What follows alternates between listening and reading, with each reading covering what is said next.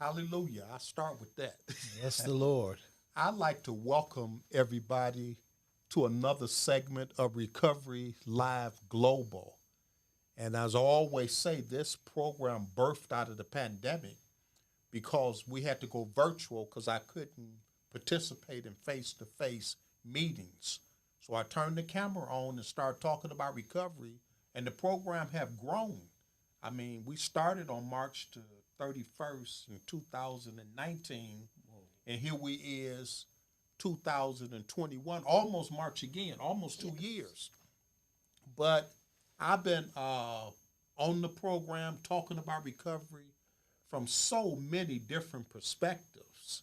I mean, I talked about recovery from a user's perspective, recovery from a family member's perspective, recovery from a job perspective, recovery from drugs, recovery from alcohol, recovery from eating, recovery from workaholic, recovery from so many places that you could find yourself as it relates to recovery. Today, man, I got a friend of mine of the cloth, a brother in the faith, and a friend that dates and go way back, way back. I ain't gonna date myself, but the first message that I have ever preached, this brother right here opened my sermon up with a song.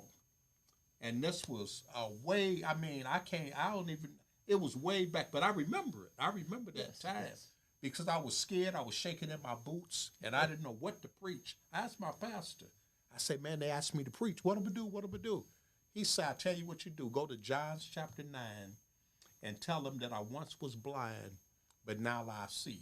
He said, that'll preach. And so that was my first sermon I ever preached. I think that was in 1988, somewhere around in 88 or something like that.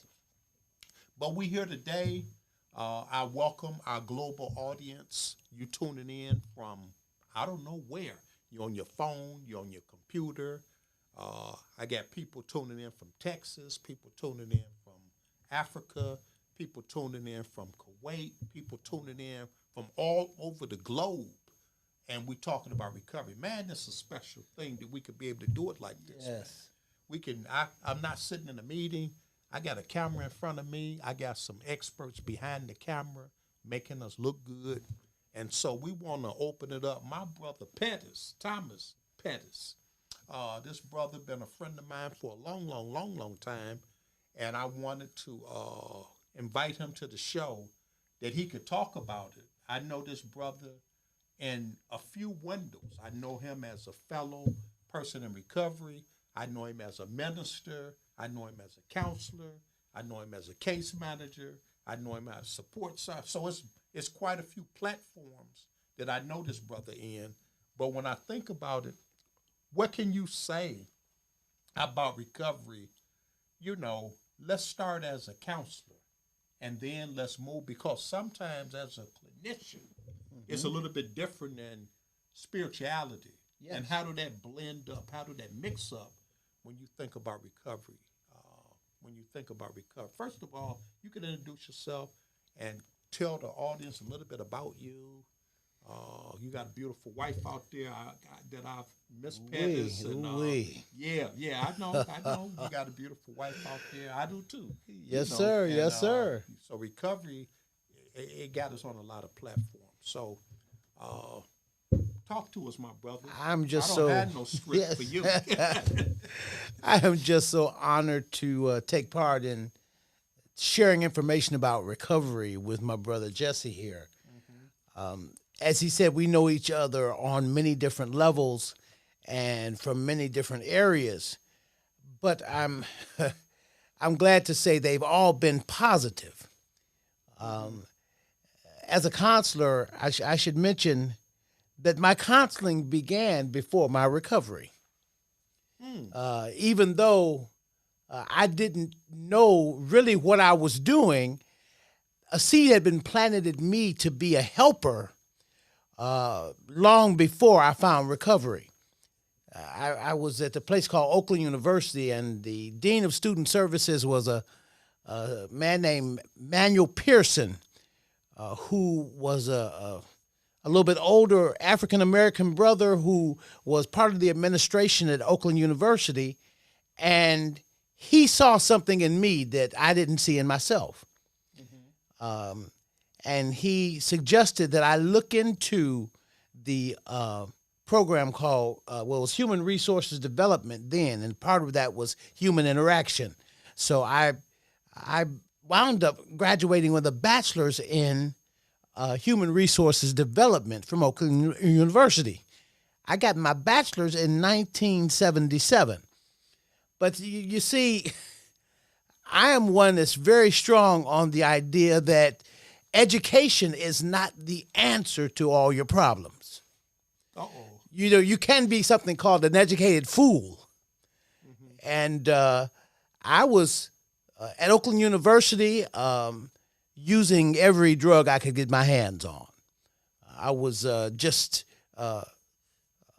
had no desire to change into a positive way of life. As far as I was concerned, I was going to get high to the day I died. And Manuel Pearson, he said, "Man, you have something special about you, but you gonna have to put that bottle down." And years later, the first counseling experience I had was as a methadone counselor at a place called Metro Substance Abatement. And I was counseling heroin addicts. And you see, what I had in the back of my mind was that as long as I wasn't shooting drugs into my arm, I couldn't be a junkie. Okay. Well, I did that work for a few years, but what I didn't realize is that it wasn't the needle that made an individual a junkie. It was their mindset. It was the fact that they had committed themselves to using drugs. And I was one who I drank every day, and I smoked marijuana daily. And before I knew it, I had discovered something called crack cocaine. And I started in the early 80s smoking crack cocaine. Even though I was singing, I was making money as a counselor and as a cabaret singer. I had just decided I was going to continue getting high because that was my way of life. And in 1984, I was shot with a sawed-off shotgun. In fact, the thought was that they were going to have to amputate my right leg because it was such a severe wound. But God, I hope you don't mind me using the term that I use for my higher power. God saw fit to let me remain here. And he brought me through that incident. And finally, 4 years later, after being shot with the sawed-off shotgun and almost losing my leg and losing my life, 4 years later, I gave my life over to this thing called recovery. I went into Harbor Light substance abuse treatment program, and March 8th, 1988, I that was the last time I used any drugs or alcohol. And so here I'm with, you got to understand, I had a bachelor's degree, but I still managed to become a full-fledged drug addict. So I just want to remind folk that it is not as important that you are educated, but that you are on the right track in life. So I'm just glad that I was able to get on the right track and find this thing called recovery. And then things turned around because you see, I believe that the spirituality that was granted to me or that I acknowledged when I became part of the Harbor Light family, that allowed me to become a holistically recovering person. Not only was my mind recovering, not only was my body recovering, but my spirit was recovering. And so therein lies the triune man that I believe we all are. I was able to find this thing called recovery in all areas of my life. So finally, after finding recovery, I was granted a job at a place called Share House. They had a day treatment program, and I was hired as a counselor, as an intake counselor at Share House for their day treatment program. At that time, it was called Project Ascent. And little by little, we became part of the Share House family, and we were able to bring people into this thing called recovery. So I've been counseling since around 1990 as a recovering person myself. I've been counseling folks since 1990, and in 1994, I was licensed to preach the gospel. What? Oh, okay. Yeah. Okay. So I was licensed to preach in 94. I've had my bachelor's of social work license since 1990. So I've been a minister. I've been a counselor since the early 90s. And I'm just excited about the fact that I'm able to share this spirituality of recovery with the people I come in contact with. As you know, right now, I'm an ACT therapist with an agency called All Wellbeing Services. And the ACT program is assertive community treatment. So I work daily with people that are dealing with mental illness. I try to help them recover from their mental illness. And many of them are also substance abusers or dealing with addiction themselves. So it's a recovery, as I've said before. It's not just a physical thing. It's not just a mental thing. It's a spiritual thing. It's a holistic approach to finding oneself. I like that too, because you got a lot of individuals that join or tap into the recovery processes, but they don't look at it from the holistic approach. They figure if I could just stop drinking, that I'm going to be okay. But we know that just stop drinking don't equal recovery. Yes. And there's a term or process out here called the 8 dimensions of wellness, and I was told that there's more than that at this time. And so, as a counselor clinician myself, I try to walk people through the 8 dimensions of wellness and don't just lock into not using. Yes. Because you could be substance free, but you're not financial free. You could be financial free, but you're not emotionally free. You could be emotionally free, but you're not intellectually free. You could be intellectually free, but you're not socially free. You could be socially free and not spiritually free. So I believe now, and this is a God-given piece that people put in my hand, that I could change my assessment tools now to make sure that a person is holistically in recovery, and that means looking at myself, and it starts with me. Yes. I look at myself through the 8 dimensions and see where I'm at. And so if I'm off in one of the dimensions, then I know I need to pay more attention to that particular dimension.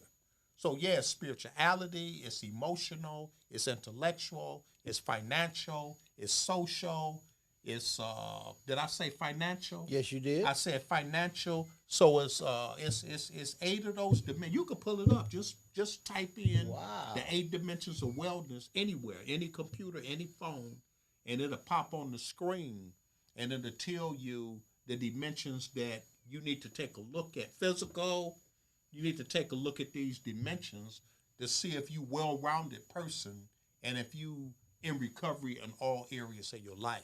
And so when I find a person is doing good in one area, then I don't spend as much attention to that one area. I go to the areas that they struggling we're lacking, yes. Or we lacking in, and then I can pour myself into them as a clinician. And you know what? Yeah. Let me share this. In 2020, yeah, I had a massive stroke. I heard about that. Yes. Let me tell you something. Now, I got a doctor that's telling me you need to manage your diet. Mm-hmm. You need to check your blood pressure. You need to handle your blood pressure issue. In fact, this medication will help you deal with your blood pressure. Well, I'm figuring, doctors just talk a bunch of stuff. What? Okay. Okay. Okay. Although she had told me many times that you need to take your medication daily and you need to manage your diet better. Okay. Okay.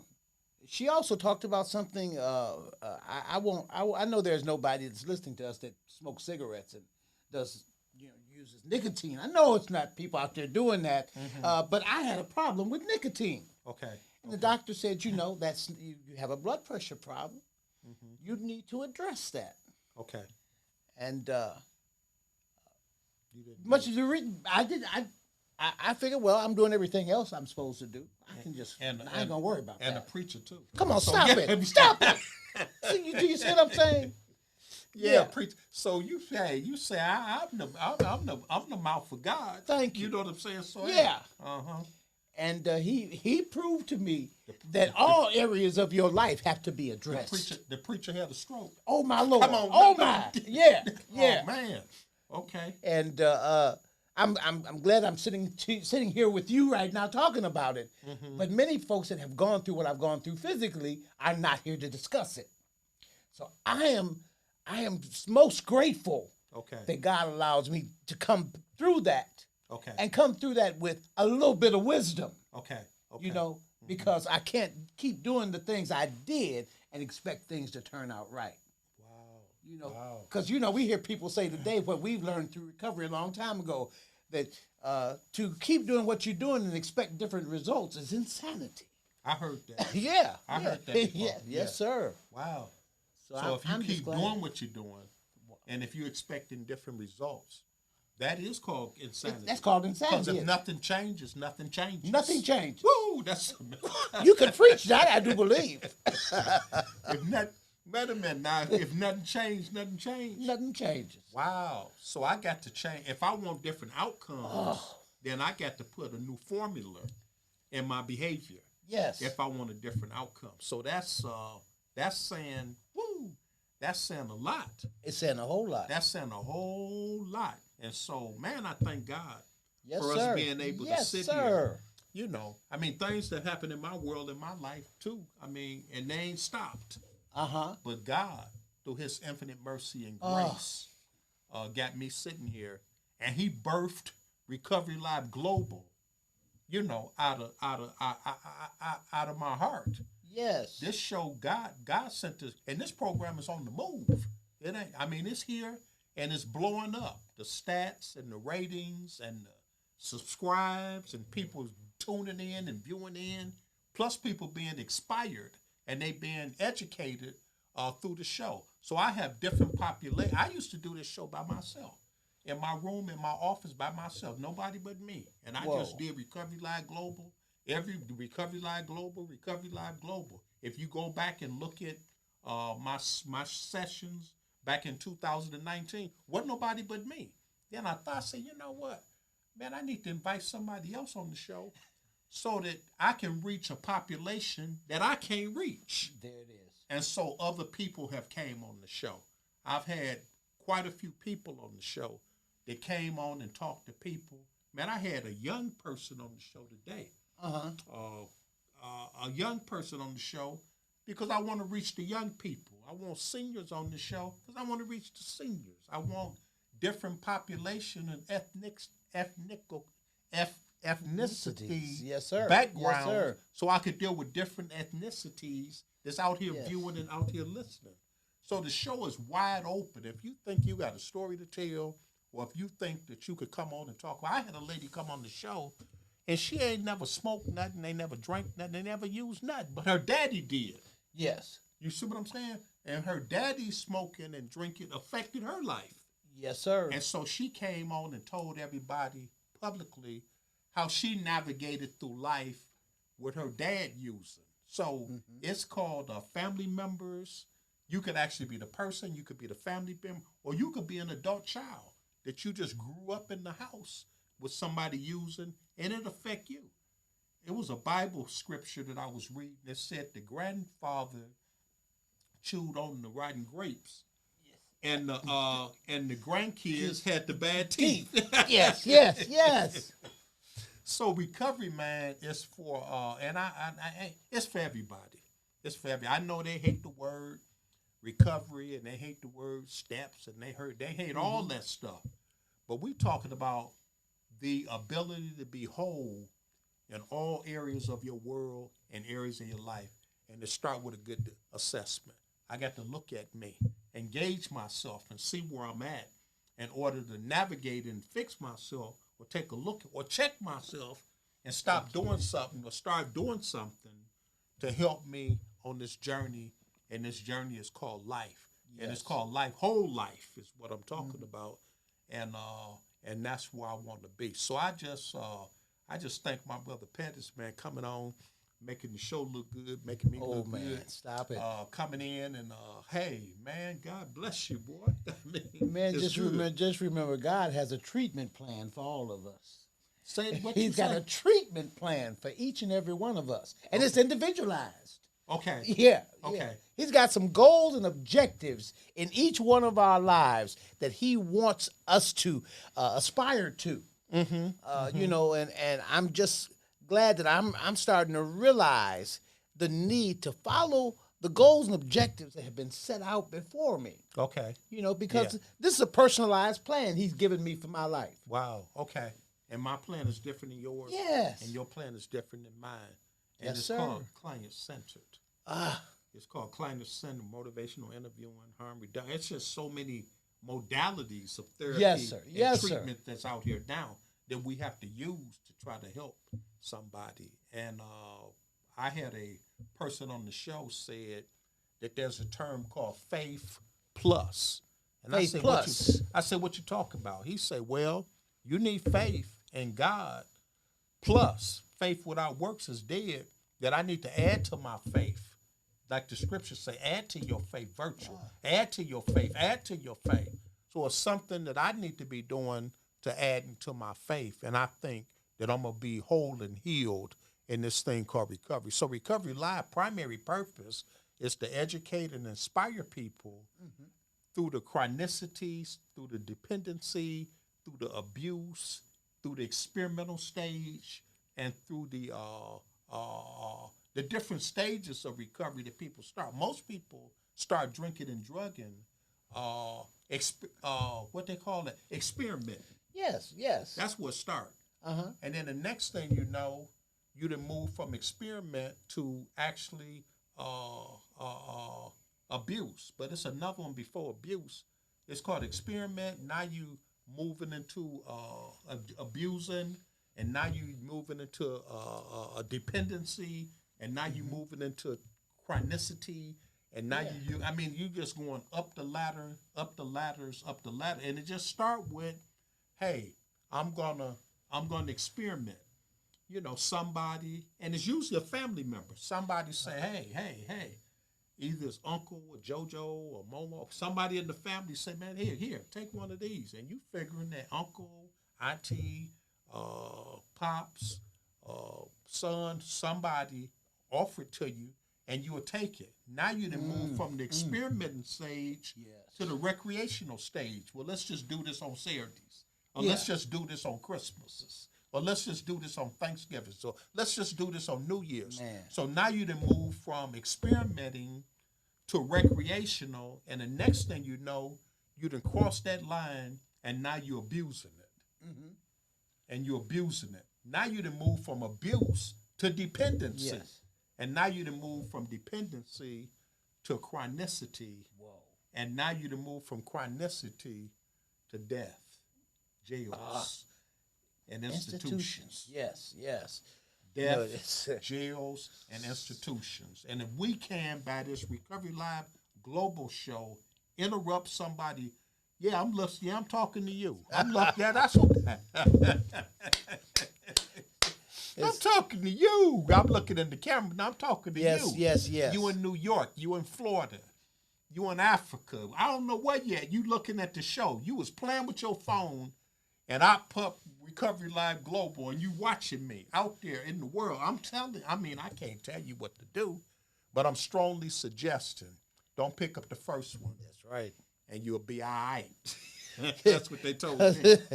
As you know, you start out and you are using, and then you look up and you're misusing, Right. and then you're abusing. Right. But then it gets to a point where the use it switches from you using drugs to drugs using you. You wow. know, And that's something. Yeah. And it ain't easy. Oh, it ain't easy to stop. Man. It ain't easy to stay stopped. Thank you. Thank you. A lot of people say they stop, but you don't know you're addicted until you try to stay stopped. I was speaking with a gentleman who found recovery. In fact, he was the sax player with my band for years, and he finally found recovery about 10 years after I got clean. And he was talking about how we would start out going to, we would use drugs and alcohol to prepare us to party. But strangely enough, within a short distance of time, we never made it to the party. We stopped with the drugs. That's all we wound up doing, was getting high. And the fun part of it was gone before we knew it. And it was so sad because we started out thinking we were about to have a good time, and time showed us we were losing that battle very quickly. Very quickly. Man, thank you for letting me share, man. Yeah. This is a good time that we can pause and allow our supporters and commercials and people that support the recovery process. This is a good time we can pause and let them do their advertising as they want to do within the show. So we're going to pause. And well, you might be out there and you want to support the Recovery Live Global efforts. You can do so by purchasing one of our Recovery Live Global t-shirts. So I'm wearing one. If you look at it, it's here. We're moved into merchandise. So you can call us at 313-694-2140. That's 313-694-2140. And just say, hey, I want to support the ministry. I want to support Recovery Live Global by purchasing one of our Recovery Live Global t-shirts. And I had shared with those, if you live in the metropolitan area and you want a t-shirt, I'll deliver it. I'll deliver it myself. There's no cost for deliverance. So call us and purchase your Recovery Live Global t-shirt in support of the Recovery Live Global show. So support us. It'll be a good thing. Well, we're back. Thank you. And as you see those that would advertise or commercial break on the show, support our advertisers. Support those who want to put their commercials in on the show. Let's support them as they support us. It's a beautiful time to have people there. And if you want to support us, if you want to put a commercial on the show, just give us a call. You'll see the name as it scrolls down. And you can support us by web donations. You could support us by buying one of our Recovery Live t-shirts. You could support us by contributions. It's a lot of ways you could support us. Or if you got a story to tell and you want to be part of this Recovery Live Global show, just give us a call. We'll put you on the show and let you tell your story on what the Lord is doing for you as it relates to recovery processes. Man, it's good to be here, Brother Thomas. Man, it's a beautiful thing to take a break, yes, sir, out of life and just sit here at the table, man, and just look at a camera and just talk about recovery. Just talk about recovery. What can we say about recovery as it relates to counseling, as it relates to ministry, as it relates to our young people? There's an epidemic going on now for the senior citizens because they're abusing their pain medications. And they're telling us now as clinicians that we're going to have to start addressing the issue with the senior citizens. And they thinking because they went to Rite Aid and got their medicine that it really ain't no drug and it ain't no problem. If I take 5 every 1 hour when the bottles say take 1 every 4 hours. Yeah. You know what I'm saying? And I'm abusing. And the next thing you know, I done fooled around and got addicted to Rite Aid, and I'm arguing with the pharmacist trying to get another prescription filled, and the pharmacist got a note from the doctor telling them that you could only give them this prescription once a month. Whoa. So now they switched doctors. Now I got a backup doctor that I could go get a prescription from this doctor, go to get a prescription from this doctor, and now I got 3 prescriptions coming to the same thing so I can abuse rather than follow the doctor's orders on what I'm using in my pill bottle. And if you're not careful, you might have some grandkids running around the house that know that pill that you've taken is worth $27 a pop. And I shouldn't be saying I shouldn't have said it on that, but I'm saying now you got the grandkids taking the medicine, and you wondering where your pills at, and Johnny Boy done took selling it out on the street, and he's selling them at the gas station. Yes, sir. Yes, sir. And so I mean, it just goes on and on, and so I like Recovery Live Global because we could keep it real. We could keep the show real, and we could educate people and let them know what's going on as it relate to the recovery processes. Come on, doctor. What I'm finding out is that there is virtually nothing in this world that I can't misuse. You see, I have to be very careful. Everything, everything that we find folks abusing may have had a positive use at one point. Okay.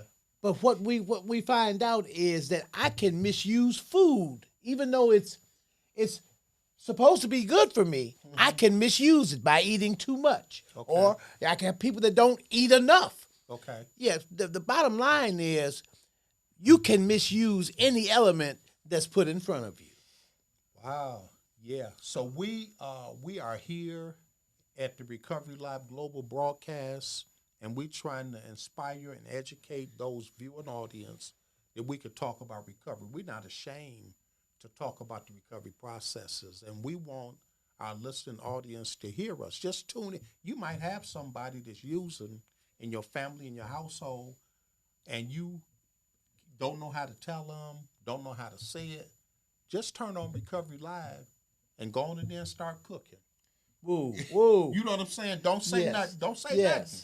Just turn on Recovery Live, tune into the show, and just go on in there and start cooking dinner for Mr. Someone, for whoever, Mr. or Miss. Just go in there and start cooking. And some kind of way, I believe the Lord would have them Zoom, that the Lord would have them hear something and say, wow, they talking about me. You know what I'm saying? And they may get it through another means other than you trying to tell them about the recovery processes. So this some good stuff. It's good stuff. It's good stuff. If you had to say something to our listening audience, and you had to leave a thought or something that you would want to say to the listening audience in our closing, what would you look in the camera and say to them? It might be a young person. It might be an older person. It might be a Caucasian. It may be African American. It might be a Muslim. It may be a Baptist. It may be a Christian. I mean, what would your closing remarks, what would you tell our listening audience as we conclude this show today, Brother Pettus? I would want folks to know, first of all, anything that's not in control is out of control. And anything that's out of control is dangerous. I want you to know that one thing that serving my higher power has taught me is that until I turn all these things over to him and allow him to work in my life, until I do that, I can misuse anything. It may be my eating habits. It may be my alcohol use. It may be a shopping addiction. What I'm saying is that we are here to tell you that recovery is possible, and it's very necessary. Amen. And we are so honored to be in this process. It's not something that it's not an event. It's a process. Okay. So even though our lives were turned around years ago, we are still in the process of watching ourselves be changed on a daily basis. And you can have this too. Amen. Well, we thank you, Doctor. Thank for coming you. and participating in our Recovery Live Global show. It's been good. It's been good. It's been good.